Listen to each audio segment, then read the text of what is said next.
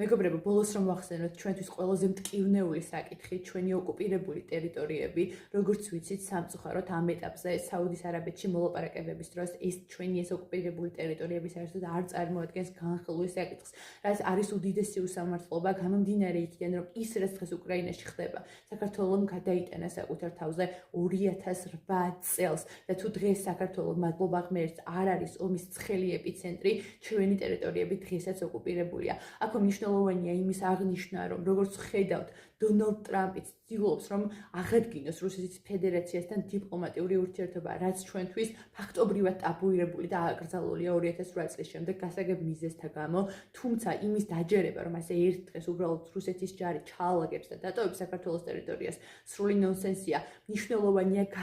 ამ საკითხის გამოცოცხლება და გარკვეული დიპლომატიური ურთიერთობების აღდგენის ცდელობა, ვინაიდან როდესაც ქვეყნის ტერიტორიის 20%-ზე მეტი არის ოკუპირებული და როდესაც ხარ ისეთი პატარა სახელმწიფო, როგორც ჩვენ ვართ, მოგეთხოვება მეტი დიპლომატიური კავშირების გამყარება და უფრო მეტი მცდელობა. ჩვენ არ გვაქვს იმის ფუფუნება, რომ დღეს ასე დაძინებულ მდგომარეობაში, გაყინული მოლაპარაკების პირობებში ვიმყოფებოდეთ და ასე ვეგუებოდეთ ჩვენს გარეშე, როგორც ხდება ასეთი მნიშვნელოვანი საკითხები.